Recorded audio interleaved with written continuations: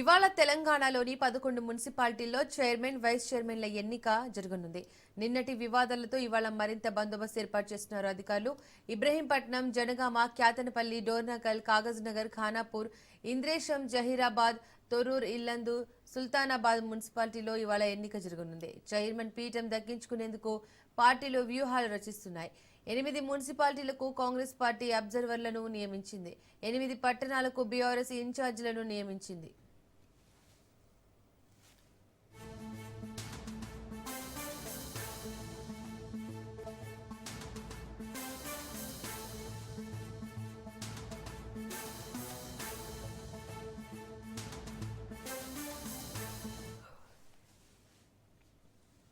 ఈ నెల 11వ తేదీన మొత్తం 116 మున్సిపాలిటీలు, 7 కార్పొరేషన్లకు ఎన్నికలు జరగగా ఈ నెల 13వ తేదీన వెలువడ్డాయి. అయితే చాలా ప్రాంతాల్లో హంగ్ మున్సిపాలిటీలు, కార్పొరేషన్లు ఏర్పడడంతో అక్కడ ఎవరు చైర్మన్ పీఠాలను దక్కించుకుంటారనే ఉత్కంఠ కొనసాగింది. ఈ నేపథ్యంలోనే ఆయా మున్సిపాలిటీలు, కార్పొరేషన్లలో కొత్తగా ఎన్నికైన కౌన్సిలర్లు, కార్పొరేటర్లు ప్రమాణ స్వీకారం చేశారు. ఆ తర్వాత మేయర్, చైర్మన్ ఎన్నిక నిర్వహించారు. కానీ వేర్వేరు కారణాల వల్ల రాష్ట్రంలోని 11 మున్సిపాలిటీల్లో చైర్మన్ ఎన్నిక ప్రక్రియ ఇవాళకి వాయిదా పడింది. 11 మున్సిపాలిటీల్లో చైర్మన్, వైస్ చైర్మన్లు ఎవరనేది ఇవాళ తేలిపోనుంది.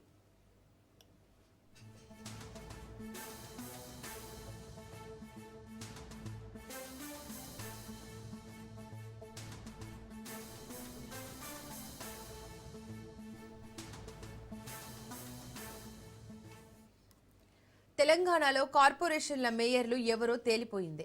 మెజార్టీ స్థానాలకు కాంగ్రెస్ హస్తగతం చేసుకుంది.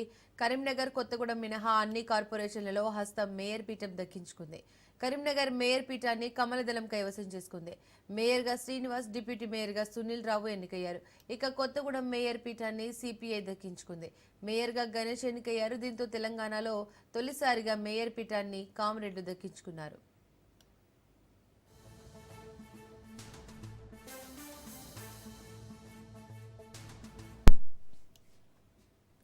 మరోవైపు నీలగిరి గడ్డ కాంగ్రెస్ అడ్డాగా నిలిచింది. నల్గొండ మేయర్ పీఠాన్ని హస్తం కైవసం చేసుకుంది. మేయర్గా బుర్రి చైతన్యరెడ్డి ఎన్నికయ్యారు. డిప్యూటీ మేయర్గా అప్రెష్ అలీ ఎన్నికయ్యారు. నిజామాబాద్లో అనూహ్యంగా మేయర్ సీటును కాంగ్రెస్ దక్కించుకుంది. మేయర్గా ఉమారాణి ఎన్నికయ్యారు. డిప్యూటీ మేయర్గా మజ్లిస్కు చెందిన సల్మాన్ తహసీల్ ఎన్నికయ్యారు. మహబూబ్ నగర్ మేయర్గా కాంగ్రెస్ పార్టీకి చెందిన మమత ఎన్నికయ్యారు. మంచిర్యాల మేయర్గా ధర్ని మధు ఎన్నికయ్యారు. రామగుండం కార్పొరేషన్ను కాంగ్రెస్ కైవసం చేసుకుంది. మేయర్గా మహంకాళి స్వామి ఎన్నికయ్యారు.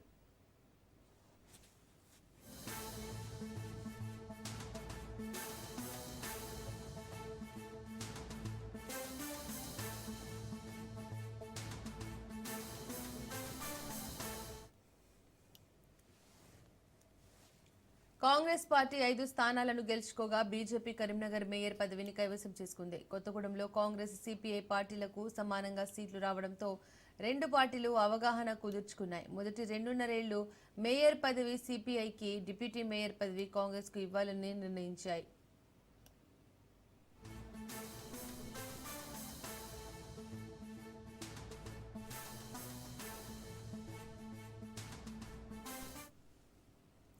కాంగ్రెస్ పార్టీ, మజ్లిస్ పార్టీ సహకారంతో నిజామాబాద్ మేయర్ పదవిని దక్కించుకుంది. మొదటి నుంచి ఉత్కంఠ రేపిన కరీంనగర్ మేయర్ పదవి బీజేపీకి దక్కింది. కొత్తగూడెంలో కాంగ్రెస్, సిపిఐ పార్టీలు 22 స్థానాలు చొప్పున గెలిచాయి. ఇక్కడ బీఆర్ఎస్ 8 సీట్లు గెలుచుకుంది. సిపిఐకి బీఆర్ఎస్ వర్కింగ్ ప్రెసిడెంట్ బేషరతుగా మద్దతు ప్రకటించినప్పటికీ సిపిఐ మాత్రం రొటేషన్ పద్ధతిలో మిత్రపక్షం కాంగ్రెస్ పార్టీతో నడిచేందుకు మొగ్గు చూపింది.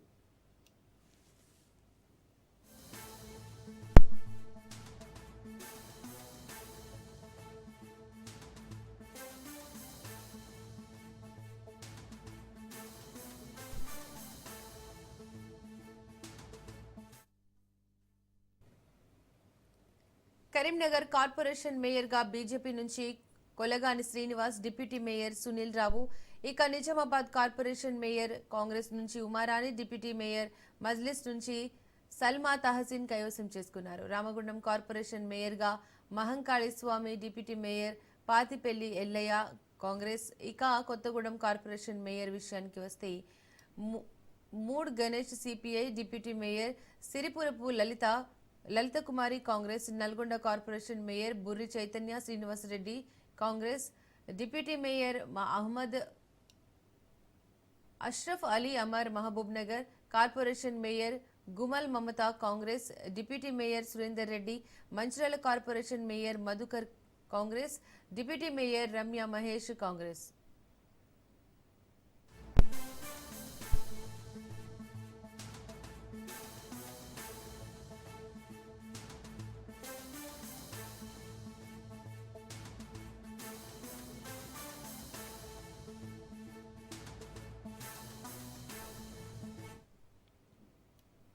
మంచిర్యాల జిల్లా క్యాతన్పల్లి కౌన్సిలర్ల ప్రమాణ స్వీకారం వాయిదా పడింది.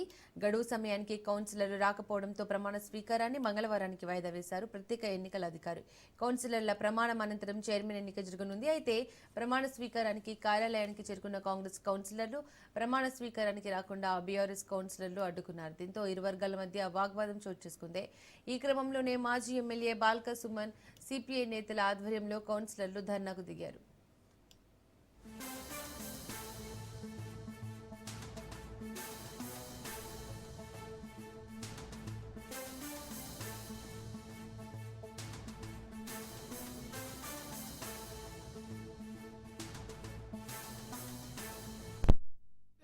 ప్రజాస్వామ్యంలో ఉన్నామా, ఎక్కడ ఉన్నాం?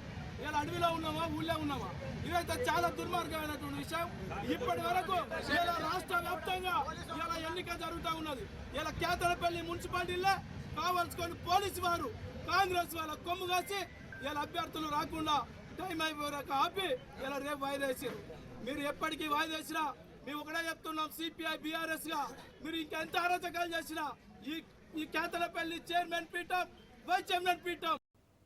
ఇస్నాపూర్ కౌన్సిల్ అభ్యర్థులను ప్రమాణ స్వీకారం చేయించి వెళ్తున్న క్రమంలో ఎప్పుడు వచ్చామని కాదు, బుల్లెట్ దిగిందా లేదా అని సినిమా డైలాగ్ చెప్పుకుంటూ వెళ్లారు ఎమ్మెల్యే మహిపాల్ రెడ్డి. సంగారెడ్డి జిల్లా పటాన్చెరు నియోజకవర్గంలో బీఆర్ఎస్ తిరుగులేని విజయం సొంతం చేసుకుంది.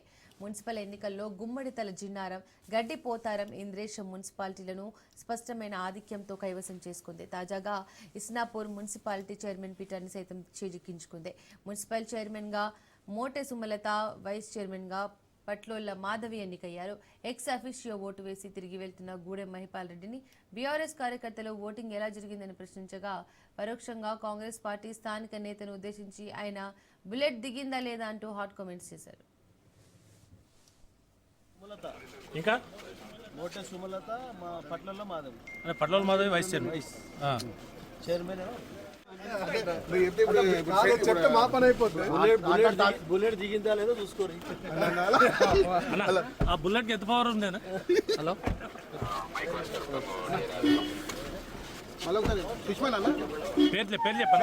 పేర్లు చెప్పు. సుమలత, ఇంకా మోటె సుమలత, మా పట్లలో Madhavi, Patla Madhavi vice chairman chairman. Nizamabad mayor పదవిని 20 సంవత్సరాల తర్వాత కాంగ్రెస్ పార్టీ కైవసం చేసుకుందని పీసీసీ అధ్యక్షుడు మహేష్ కుమార్ గౌడ్ అన్నారు. అరకొర తప్ప అన్ని స్థానాలు కాంగ్రెస్ కైవసం చేసుకుందని తెలిపారు. తమను ఆదరించి కాంగ్రెస్ ను గెలిపించినందుకు నిజామాబాద్ ప్రజలకు ధన్యవాదాలు చెప్పారు. ఆయన చిన్న స్థాయి నుంచి వచ్చి మేయర్గా గెలిచిన ఉమారానికి అభినందనలు తెలిపారు. నిజామాబాద్ మేయర్ కైవసం చేసుకున్నారు అంటే కాంగ్రెస్ పార్టీ కూడా సాధ్యమవుతుంది. మేమందరం కూడా ఈ 2 సంవత్సరాలు కాంగ్రెస్ పార్టీ అధికారంలోకి వచ్చిన తర్వాత రేవంత్ రెడ్డి గారి నేతృత్వంలో నిజామాబాద్ రావాల్సిన ప్రతి అవకాశాన్ని, ప్రతి అభివృద్ధి అవకాశాన్ని, ప్రతి సంక్షేమ అవకాశాన్ని సద్వినియోగం చేసుకున్నాం. నిజామాబాద్ అభివృద్ధి కావాలి, నిజామాబాద్ ఈ రాష్ట్రంలో ఒక గొప్ప నగరంగా మారాలి. అందుకే కాంగ్రెస్ పార్టీకి ఓటేయాలి. కాంగ్రెస్ పార్టీ అధికారంలో ఉంది. ఇక్కడ మేయర్ కాంగ్రెస్ వారు గెలిస్తే నిజామాబాద్ అన్ని దశలుగా, అన్ని రంగాల్లో, అన్ని దిక్కులుగా అభివృద్ధి చేసుకున్నామనేటువంటి మాటని ప్రజలు నమ్మి నాకు 10 సీట్లు ఇచ్చినారు. నిజామాబాద్ ప్రజలు కాంగ్రెస్ పార్టీని ఆశీర్వదించినారు. ఎన్నికల్లో మేము ఎంఐ మీద పోటీ చేశాం. ఎక్కడ పొత్తు లేదు. ఎంఐ మీద పోటీ చేసి మేము దాదాపుగా 5 సీట్లు ఎంఐఎం ఉన్న సీట్లు మేము గెలుచుకున్నాం. కానీ ఇవాళ అభివృద్ధి కోసం కలయిక అవసరం. నిజామాబాద్ అభివృద్ధి కావాలి కాబట్టి ఎన్నికలైన తర్వాత మాతో కలిసి వచ్చేటువంటి పార్టీని మేము చేరదీసుకున్నాం. దాంట్లో భాగంగా ఎంఐఎం మాకు ఏమైనా మద్దతు ఇచ్చింది. టీఆర్ఎస్ నుంచి గెలిచిన ఏకైక సభ్యురాలు కూడా మాకు మద్దతునిచ్చింది. 34 ఓట్లతో ఇవాళ కాంగ్రెస్ మేయర్, ఎంఐఎం నుంచి డిప్యూటీ మేయర్ గెలుచుకున్నాం. ఇదంతా కూడా అభివృద్ధి. నిజామాబాద్ జిల్లా పట్టణం అన్ని రకాలుగా అభివృద్ధి జరగాలని ఆకాంక్షతో ఇవాళ పొత్తులో భాగంగా ఈ రకంగా మేము చేసుకున్నాం. మేయర్ సీట్ గెలుచుకున్నాం. ప్రజలకు కావాల్సింది అభివృద్ధి, ప్రజలకు కావాల్సింది రేపటి భవిష్యత్తు, ప్రజలకు కావాల్సింది రేపు వారి పిల్లల భవిష్యత్తు. ఆ దశగా ఆలోచించే పార్టీ కాంగ్రెస్ పార్టీపై కేంద్ర మంత్రి బండి సంజయ్ తీవ్ర విమర్శలు చేశారు. ప్రజల తీర్పును పక్కన పెట్టి కాంగ్రెస్ కుట్రలకు పాల్పడిందని ఆయన ఆరోపించారు. మున్సిపల్ చైర్మన్ ఎన్నిక విషయంలో అధికారాన్ని దుర్వినియోగం చేసి బీజేపీకి మేయర్ పదవి రాకుండా అడ్డుకుందని మండిపడ్డారు. బీజేపీ బలపడుతున్నందుకే కాంగ్రెస్ భయపడుతోందని బండి సంజయ్ స్పష్టం చేశారు. కబడ్డీ ఆటలో మేయర్ కప్ను భారతీయ జనతా పార్టీ గెలిచింది. దీని వెనుక అనేక కుట్రలు, ప్రజలకు బయటికి కనిపించని కుట్రలు, కుతంత్రాలు, అవి బయట చెప్పరానివన్నీ కూడా. కానీ ఎన్ని చేసినా కూడా ధర్మం వైపే, ప్రజాస్వామ్యమే ఎప్పుడు గెలుస్తుందన్న విషయం ఈ రోజు స్పష్టమైంది. ఏదో దారిన భారతీయ జనతా పార్టీని రాకుండా చేయాలని చెప్పి ఈ ప్రజా తీర్పును పక్కకు పెట్టి కుట్రలతో గెలవాలని చెప్పి, అడ్డుకోవాలని చెప్పి వాళ్ళు ప్రయత్నం చేశారు. చాలా మంది ప్రయత్నం చేశారు. అన్ని పార్టీలు ఒకటేనే, Congress party, MIM party, BRS party అందరూ ఒకటే నడిచాడు. అధికారాల దుర్వినియోగం, మా చేతిలో అధికారం ఉంది, భారతీయ జనతా పార్టీకి 30 గెలిచినా, ఇండిపెండెంట్ సపోర్ట్ ఉన్నా కూడా ఏదో రకంగా మభ్యపెట్టి బెదిరించి కాకుండా చేస్తామని చెప్పి 2 రోజుల పాటు రాష్ట్ర ముఖ్యమంత్రి గారి దగ్గర నుంచి మంత్రుల వరకు, ఎమ్మెల్యేల వరకు కూడా అందరూ ఒకటే. ఈ పార్టీ ఆ పార్టీ అని కాకుండా భారతీయ జనతా పార్టీ తప్ప మిగతా పార్టీలన్నీ ఒకటై 2 రోజుల పాటు మమ్మల్ని ఏ విధంగా అడ్డుకునే ప్రయత్నం చేసిరో ఇలా తెలంగాణ రాష్ట్ర ప్రజలు చూసారు, కరీంనగర్ ప్రజలు చూశారు. కరీంనగర్ ప్రజల చర్చ ఒకటి, రేపు మేము గెలిపించినాం 30 మందిని భారతీయ జనతా పార్టీ అభ్యర్థులను గెలిపిస్తే ఇలా వాళ్లకు మేయర్ పదవి రాకుండా ఈ పార్టీలన్నీ కలిసి అడ్డుకుంటారని చూసి ప్రజలు ఆశ్చర్యపోయారు, విస్మయాన్ని వ్యక్తం చేశారు. ఇంత కుట్రలా, ఇంత కుతంత్రాలా, కానీ అందరూ ఒకటేరు. చివరకు సాధించింది భారతీయ జనతా పార్టీ. భైంసాలో బీజేపీని రాకుండా చేయడానికి చాలా ప్రయత్నించారని ఆరోపించారు తెలంగాణ బీజేపీ చీఫ్ రామచంద్రరావు. ఆ కుట్రలను తిప్పికొట్టిన భైంసా ప్రజలకు కృతజ్ఞతలు తెలిపారు. చాలా చోట్ల వైస్ చైర్మన్లు బీజేపీ నుంచి గెలిచారని, 15 స్థానాల్లో బీజేపీ సింగిల్ లార్జెస్ట్ పార్టీగా నిలిచిందన్నారు. కొన్ని ప్రాంతాల్లో గతంలో కన్నా ఎక్కువ గెలిచామని చెప్పుకొచ్చారు రామచంద్రరావు. బజరంగ దళ కార్యకర్తల్ని అటు కాంగ్రెస్ పార్టీ రాజశేఖర రెడ్డి గారు ఉన్నప్పటి నుంచి టీఆర్ఎస్ పార్టీ వచ్చిన తర్వాత, మళ్ళీ ఈ పార్టీ వచ్చిన తర్వాత మా కార్యకర్తల్ని వేధించి హెరాస్ చేసి వాళ్ళ మీద కేసులు పెట్టి, మర్డర్ల కేసు పెట్టి వందలాది మంది కార్యకర్తల్ని వారు జైలుకు పంపించి తప్పుడు కేసు పెట్టి ఆరోపించి వాళ్ళ మీద పెట్టినటువంటి ఒక కేంద్రం అది. దాంట్లో సగం మందికి నేనే ఆ రోజు న్యాయవాదిగా యాక్టివ్ గా ప్రాక్టీస్ చేసిన రోజుల్లో నేనే ఆర్గ్యూ చేశాను. ఎంతో మంది కుటుంబాలు అక్కడి నుంచి వెళ్ళిపోయినాయి, పారిపోయారు. అక్కడ ఎంఐఎం ఒక ఆగడాలకి అక్కడ తట్టుకోలేక కూడా ఒక డాక్టర్ ఒక నర్సింగ్ హోమ్ మీద అటాక్ జరిగింది, ఎంతో మంది చంపేయడం జరిగింది. వినాయక చవితి చేస్తుంటే దాని పైనుంచి మస్జిద్ పైన రాళ్ళు వేసి హిందువులు వాళ్ళకి పండుగ కూడా చేసుకోలేని పరిస్థితి ఈరోజు భైంసాలో ఉండే. మజ్లీస్ పార్టీ చివరికి లాస్ట్ లో వాళ్ళు ఎంఐఎం మేయర్ గా ఉండే. అంతకుముందు కాంగ్రెస్ పార్టీ, మజ్లీస్ పార్టీ, లేకుంటే బీఆర్ఎస్, మజ్లీస్ పార్టీ వాళ్ళ మధ్యన వాళ్ళ ఉన్నటువంటి ఒక సంబంధాల గురించి కూడా నేను ముందు చెప్తా ఏమేమి సంబంధాలు ఉన్నాయి వాళ్ళని. వాళ్ళు మాట్లాడి వాళ్ళు చేసుకుని బీజేపీని రాకుండా చేసే ప్రయత్నం చేశారు. అటువంటి భైంసాలో నేను భైంసా ప్రజలకు శీర్ష వహించి వారికి నమస్కరిస్తున్నాను, ధన్యవాదాలు తెలుపుతున్నాను. దాంతోపాటు తెలంగాణ ప్రజలకు కూడా నేను ధన్యవాదాలు చెప్తున్నాను. భారతీయ జనతా పార్టీకి ఇచ్చినటువంటి ఆదరణ, చాలా మంది అనొచ్చు మీకు ఇన్నే వచ్చినాయి అన్నీ వచ్చాయని చెప్పేసి, ఇవన్నీ కూడా ఏ విధంగా మా ఒక గ్రాఫ్ పెరిగింది, ఏ విధంగా ఎవరు గ్రాఫ్ తగ్గినాయి. మొన్న నేను మాట్లాడినప్పుడు కొంత ఇమీడియట్ ఒక ఇనిషియల్ ట్రెండ్ లో ఉండే కాబట్టి చెప్పాం. ఇప్పుడు మీకు చెప్తా ఉన్నాను, మాకు 220లో 204 నుంచి ఈరోజు 336 దాకా మేము గెలిచినాం. మా ఓటు శాతం కూడా పెరిగింది. అదేవిధంగా మొత్తం 100 వార్డులు కార్పొరేషన్ కావచ్చు, చైర్మన్ కావచ్చు మేము గెలిచినాం. ఇప్పుడు 25+ మున్సిపాలిటీస్ లో మేము సింగిల్ లార్జెస్ట్ పార్టీగా గానే ఒక డిసైడింగ్ ఫ్యాక్టర్ గా ఈరోజు మేము ఆవిర్భవించినాం. చాలా చోట్ల వైస్ చైర్మన్లు భారతీయ జనతా పార్టీ గెలిచేది. ఇంకా అన్ని లెక్కలు రాలేదు. కొన్ని మెదక్, జహీరాబాద్, సంగారెడ్డి నుంచి కొన్ని వచ్చినాయి, రంగారెడ్డి కొన్ని ప్రాంతాల నుంచి వైస్ చైర్మన్ అక్కడ ఇక్కడ లెక్క రాలేదు నాకు. కానీ 25 స్థానాల్లో భారతీయ జనతా పార్టీ నిర్ణయాత్మకమైన శక్తి ఈరోజు మేము అక్కడ ఉన్నాం. హిందూ వాహిని, బజరంగ. కాంగ్రెస్ సీనియర్ నేత జీవన్ రెడ్డి మరోసారి తమ పార్టీపై అసహనం వ్యక్తం చేశారు. జగిత్యాలలో కాంగ్రెస్ మున్సిపల్ చైర్పర్సన్ గెలుపుపై విచారం వ్యక్తం చేశారు. చైర్మన్ స్థానం దక్కినందుకు సంతోషపడాలా లేక బాధపడాలా అర్థం కావడం లేదన్నారు. అసలు పార్టీలో కొనసాగాలా వద్దా అని ఆలోచిస్తున్నానని ఆవేదన వ్యక్తం చేశారు. ఇంకెంతకాలం అవమానాలు భరించాలని, సంజయ్ ఉన్నంత వరకు వేధింపులు తప్పవా అని నిలదీశారు. పార్టీ మారలేదంటూ కాంగ్రెస్తో సంసారం చేస్తున్నానని మండిపడ్డారు. కార్యకర్తల మనోభావాలు హైకమాండ్ గుర్తించాలని తెలిపారు. కాంగ్రెస్ లో కొనసాగడంపై ఆలోచిస్తున్నానని, భవిష్యత్తు ఏంటో తెలియడం లేదని స్పష్టం చేశారు Jeevan Reddy.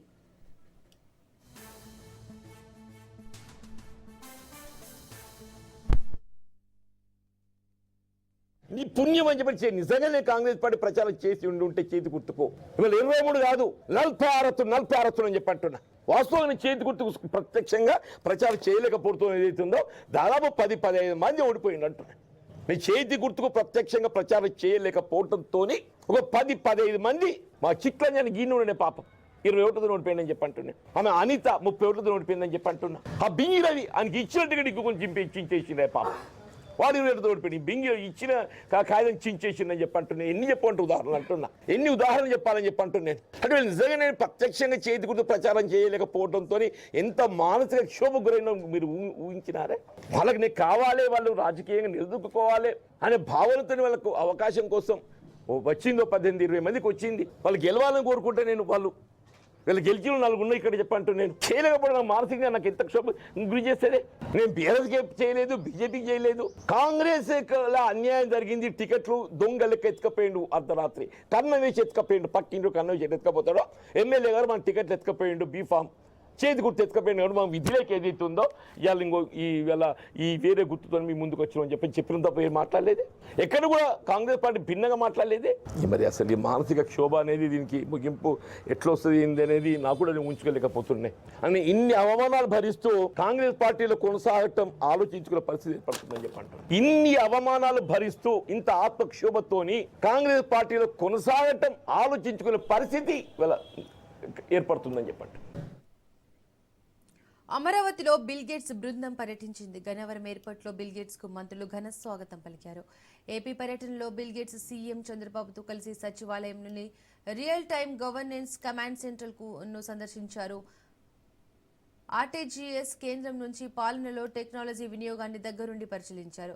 Real time governance ద్వారా పౌర సేవల్ని వేగంగా అందిస్తున్న తీరు ఫలితాలను గేట్స్ కు ఈ సందర్భంగా చంద్రబాబు వివరించారు. డేటా లేక్, అవే 2.0, వాట్సాప్ గవర్నెన్స్, సంజీవని ప్రాజెక్టు, రాజధాని అమరావతి ప్రాజెక్టుల గురించి బిల్ గేట్స్ తెలుసుకున్నారు. ఆర్టీజీఎస్ లోని డిస్ప్లే వాల్స్ పై ప్రెజెంటేషన్ పరిశీలించారు. డేటా లేక్ ద్వారా అన్ని ప్రభుత్వ శాఖలను అనుసంధానించామని సీఎం వివరించారు. డేటా లేక్, వాట్సాప్ గవర్నెన్స్ ద్వారా పౌర సేవల్ని సులభతరం చేయడం బాగుందని ఈ సందర్భంగా బిల్ గేట్స్ కితాబిచ్చారు.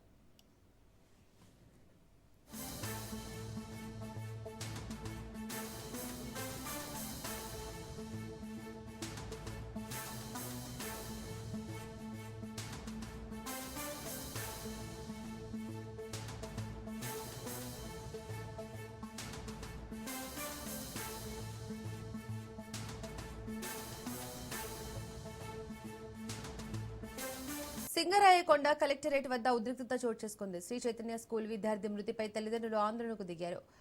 తౌషిక్ మరణానికి స్కూల్ యాజమాన్యమే కారణమంటూ కలెక్టరేట్ రోడ్డుపై పడుకొని ధర్నాకు దిగింది. తౌషిక్ గొంతుపై గోరుగాట్లు ఉన్నాయని తల్లిదండ్రులు ఆరోపిస్తున్నారు. స్థానిక ఎస్ఐ కేసును తప్పుదోవ పట్టిస్తున్నారంటూ ఆరోపిస్తున్నారు. విద్యార్థి మృతికి కారణమైన చైతన్య చేయాలి. సింగరాయకొండ శ్రీ చైతన్య యాజమాన్యాన్ని అరెస్టు చేయాలి. సింగరాయకొండ శ్రీ చైతన్య అరెస్టు చేయాలి. సింగరాయకొండ శ్రీ చైతన్య నవోదయ క్యాంపస్ యాజమాన్యాన్ని చైతన్య కోచింగ్ సెంటర్ లో చదువుకుంటున్నాడు. బాబు మృతికి కారణం వార్డెన్ బార్జీ. దీనికి ముందు రమణారెడ్డి సారు వాళ్ళ యాజమాన్యానికి చెప్పినా వాళ్ళు పట్టించుకోకుండా వదిలేయడం వల్ల వాళ్ళందరూ కారకులు సార్. నా పిల్లడికి ఆ యాజమాన్యమే తప్పు. ఆ స్కూల్ జీవితంలో లైఫ్ లో ఉండకూడదు. పిల్లలకి నేను బాధపడినట్టు ఇంకొకరు బాధపడకూడదు.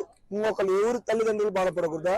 ఈ సంఘటన పవన్ కళ్యాణ్ గారికి, సీఎం గారికి, ఎడ్యుకేషన్ మినిస్టర్ గారికి, కలెక్టర్ గారికి, ఒంగోలు ఎస్పీ గారికి తెలియజేసి ఇమీడియట్లీ గా మాకు పరిష్కారం చేయాల్సిందిగా కోరుచున్నాము. మేము అది పరిష్కారం అయ్యేదాకా మేము ఒంగోలులోనే ధర్నా చేసుకుంటాం. లేకపోతే సింగరాయకొండ స్కూల్లో నా పిల్లోడికి న్యాయం జరిగేదాకా, ఆ చట్ట ప్రకారమైన న్యాయం జరిగేదాకా నేను ఇక్కడి నుంచి పోను సార్. నా పిల్లని తీసుకొని పోను. అది సార్.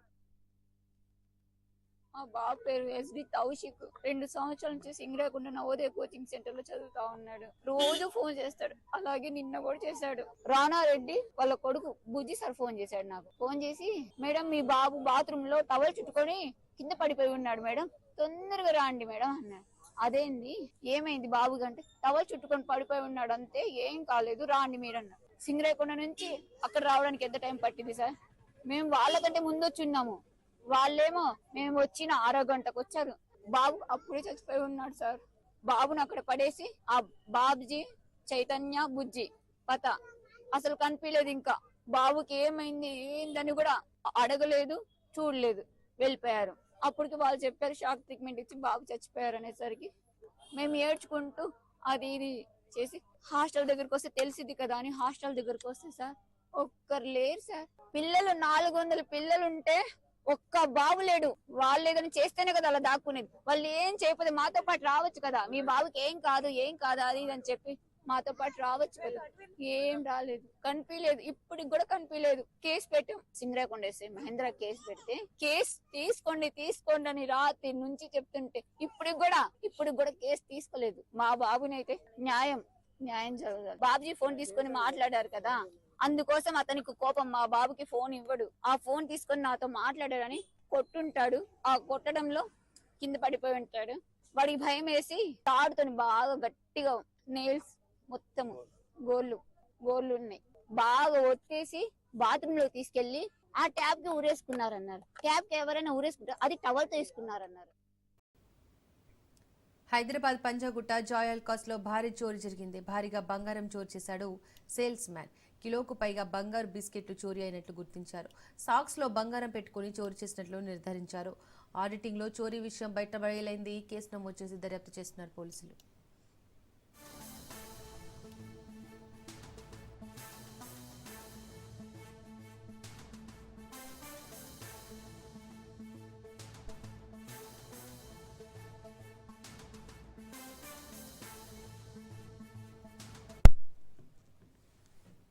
తొమ్మిది మంది కాంగ్రెస్ నేతలకు సభా హక్కుల ఉల్లంఘన నోటీసులు ఇచ్చింది లోక్సభ సచివాలయం.